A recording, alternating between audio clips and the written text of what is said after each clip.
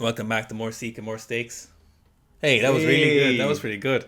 So today we're actually doing something a little different. So we're going to do a Q&A today, right? We're going to answer a question, do some technical information, some kind of, the good old stuff we spend a lot of our time doing. But today we saw a pretty cool, not cool, a pretty terrible, but clickbaity, pretty controversial article on The Guardian. And it cited claims could run into the billions, the interest at stake if Olympics in Japan were cancelled. So we haven't really seen anyone in the the lifty sphere talking about how, like, we all want to see the Olympics go ahead. Yeah. We're enthused about the Olympics. We want. There's two lads who want to watch the Olympics for 3 weeks without stopping. 100%. It's these two lads. If there's lads who are going to have a screen dedicated to any sport playing while the Olympics are on at the office, it's these two lads. But morally, the Olympics, they're not doing great. They're just not doing a great job right now. So, like, recently, 10,000 of the volunteers, of I think 40,000 volunteers, retired. They left from the controversy.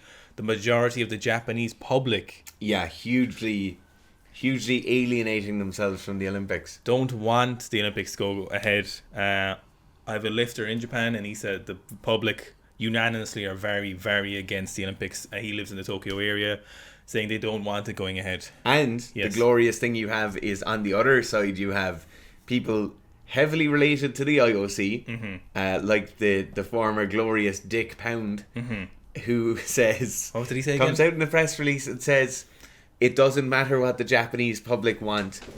If the IOC want it, the IOC will have it. Dick Pound is that even if Prime Minister Suga were to say he wants to cancel the games will still go ahead, because this is the IOC's decision to make. It's not the decision of the Japanese government. Yeah, the Japanese can't cancel it. Great to see a bit of laying down the law. Yeah. So the title of the article is "Claims Could Run into Billions!" quotation marks. Do bunny ears there for me. Thanks. The interest at stake if Olympics in Japan were cancelled. What gets me here as well is, like, it's not the Japanese people will lose out on billions. Yeah. Like, nobody's going to wake up in the morning and be like, oh my god, they took 3,000 yen from everyone. Oh, it's a lot more than 3,000 yen. Fits. Anyway. Yeah. What it is it's like three big fellas who own NBC, and they're going to be like, oh no, we'll have to sell an island. So the least divisive statement in the saga surrounding Tokyo 2020, assuming, as many people now do, that will happen in just over 40 days' time. That's crazy, 40 days. Is that the Olympics will be like no other. So overseas fans have been banned. Athletes will spend for what many will be the pinnacle of their career sealed off from the outside world.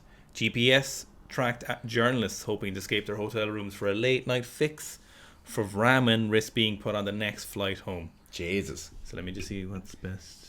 Just to give you a little background, myself and Gurf were supposed to be driving to the Olympics when it was on last year.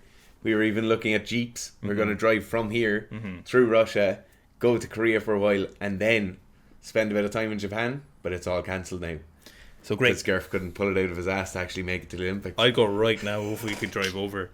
So the prospects of an Olympics light going ahead while the coronavirus continues to infect hundreds of thousands a day worldwide has many wondering why the IOC, with the blessing of local organisers and the Japanese government, is pushing ahead with them. A lot of people are wondering that.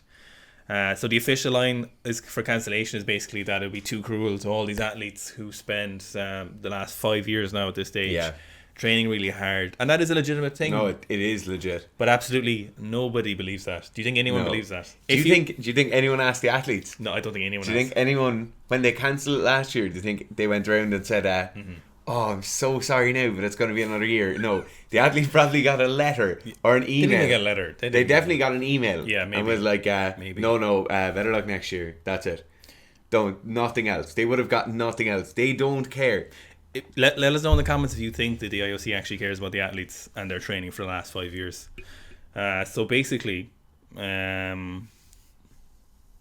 the IOC and organisers stand to lose billions of dollars if the real reason why they want to do it, if Tokyo 2020 falls victim to the coronavirus for a second time. Officially, Japan has spent 15.4 billion. Do you know how many millions in a billion? 1,000 millions. 1,000 million is in 1 billion, and there's 15.4 billion. Although the government audit suggests the real figure is higher. So it could be 20,000 million. Yeah, 15,000 million. 15,000 million. 15,000 and a half million if you want. 15,000 and a half million. Jesus.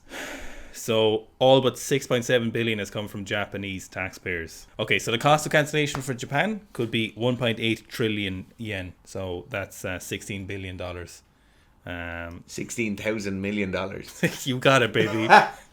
So basically, if they cancelled it, they would be liable for costs. So I was saying to Fitz before, how much do you think that the Olympics took from percentage profits from the revenue from TV organisers? How much do you think they took? And what did I say, Garth? I thought they took 50%. So in the 90s, Fitz thought they took 50% of the revenue. So in the 90s, they actually took 4% of the TV revenue. And how much do you think they took in 2016? What did you say? And I said, Garth, I think they took 50% of the revenue. In 2016, they took 70% of the TV revenue. So every year, the IOC takes more money from that TV revenue, which is the vast majority. I'd love to know, though, so in the 90s when they took 4%, yeah, where that 96% went? Like, did the 96% go to the host nation? The host nation. Yeah, the host nation kept it. So obviously, it's Japan are getting absolutely screwed over. There was other words you could say, but YouTube wouldn't like those words, yeah. to be fair. So if it was cancelled, organisers would have to reimburse Japanese sponsors, which have invested a record 3.3 billion in the event. My God. On top of the estimated 800 million they've already forfeited in ticket sales. 800 million in ticket sales? Yeah. We weren't even going to get a ticket if we went. No. But we're definitely not going to get one now.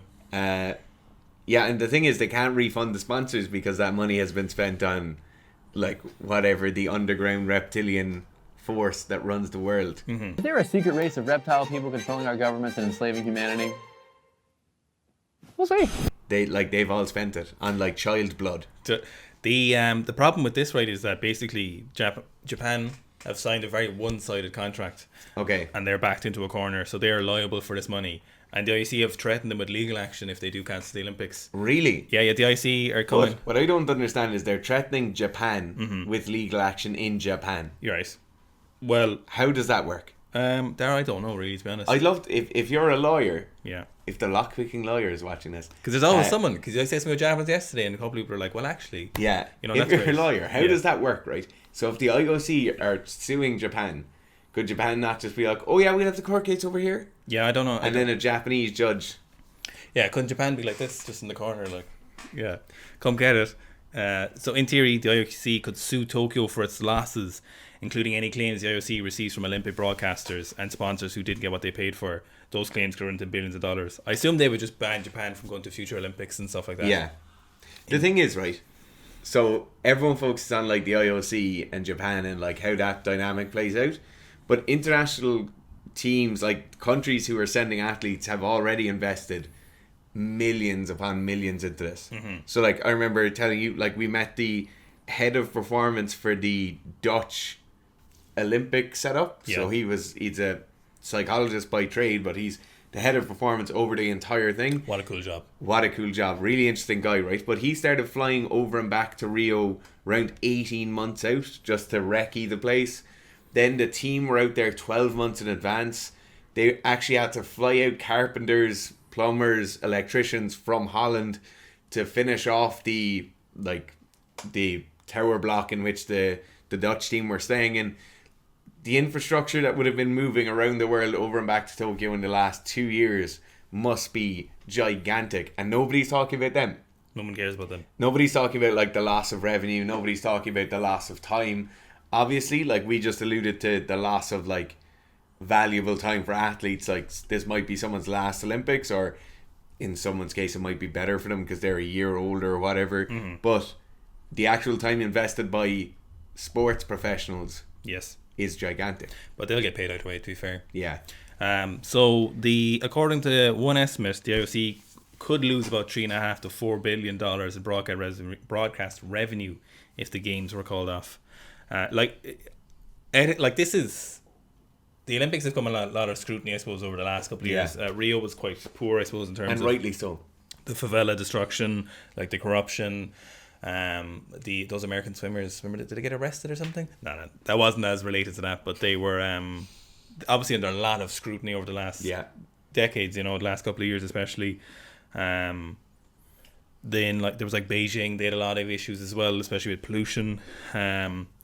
Basically, like, it's morally reprehensible, I would think, to force Japan to host the Olympics. Like, if it was on an island, I would imagine most people would be like, no, this would be terrible for the... If it was on in Ireland, everybody, like, they'd be fighting within families for whether you do think it should be on or not. Yeah. But at the end of the day, everyone would just be like, no. Yeah. There's a lot of arguments recently with if the Olympics actually profits the host nation and the host city in particular. Basically what it comes down to is rich nations do profit from the Olympics in a roundabout way, but poorer nations who can less afford it end up in worse scenarios after. So Rio would have ended up worse. That's really weird. Yes. Basically it's like just it's like you going buying a really expensive car and you can't afford it, and then living in that car because you can't pay your house anymore, kind of thing. Yeah. You know, it's I've just put on my glasses here and I've actually been blind to the article before putting them on. Right. But there's a part within the article called the peerless experience. And to be honest, it was just the word condoms caught my eyes. Oh, yes. But they were talking about athletes not being able to mix in with each other. So, a minimum provision of 160,000 condoms that have been arranged by organisers for the athletes. That is some going. Oh, that's unbelievable. But it's been claimed that they're just for sex souvenirs, for safe sex, and they go home. We know. Oh, right. Everyone knows the Olympic Everyone Village. knows what no happens. one has sex in the Olympic Village. No. You imagine the coaches must be like... Just wait until No. tomorrow. No, I feel like they're like, make better athletes. Like, Oh, yeah, after the event, though. if there was ever a case for, eugenics there, like, you're going to have some Absolutely. amazingly talented babies. Yeah. So basically, apparently Japan's vaccine rollout hasn't been as fast as other nations has been. And that's kind of one of the reasons they're kind of like... That's strange, isn't it? you know why? Because Japan insists on doing everything with paperwork still. Oh my god. Probably is. It's probably part of it. But ultimately, I feel really bad for... Or like, I would hate... Like, the IOC is so short-sighted from the IOC to still want to host this Olympics. If the host nation doesn't want it, if everyone is like, Jesus, this is kind of weird that you're forcing them to do that. To be fair, everyone involved in making this decision is in their late 60s, early 70s. That's the problem. Could not care less. It's the problem. And they're just like they're on the floating plank after the Titanic has gone down, and they're just grabbing flotation things. Don't care. Do not care. So Jules Boykoff, a professor of political science at Pacific University and the author of No Olympians and Power Games, a political history of the Olympics. Let's have a look at that. If that was an audiobook now, it'd be... Oh, you'd be on it, yeah. The IOC has been profit-gobbling cartel, has long been a profit-gobbling cartel, and one of the most pervasive yet least accountable sport infrastructures in the world. That is the main issue with this. And this is... They took our boy Ilya. That's what they did. They took him. They twisted the nipples of weightlifting and got him. Profit gobbling cartel is Agreed. a phenomenal phrase. Yeah. But that's the thing earlier. They were talking about the importance of the IOC and for the Olympics and how it's like the International Olympic Committee. But they're saying the IOC have to make sure, like, they're like the watchdog for the Olympics. But it's the IOC or the issue. Like, it's one thing. Yep. It's like me being the watchdog for Seek Strength, but I'm the problem. Like, who polices the police? Yeah. Or Yeah. who watches the watch? I can't think of another moment when it is so glaringly obvious to the general public that the big money is fueling the 5-ring juggernaut. She's throwing out those fucking analogies all over the place. Profit gobbling cartel is the best. Firstly, this is to finish off. Sorry, not firstly. Go on. This is the first Guardian article I've ever read. Owen is heavily left-leaning in his beliefs, so he loves the Guardian. Don't say that to people. I've never read it, never will read it. All right, I feel like I have to defend myself now. No. It's going to be bad because he does. I'll be this editing a this lot. video, so I'll just wait here until you stop talking. I just like the Guardian because it's a nice website. It just has a good website. I'd like to think I'm in the radical centre. It's like saying... Wait, no, we can't talk about politics because... Okay, but I'm just going to finish here. It's like saying... I made it. I love my Prius because it has a nice interior. They do, though.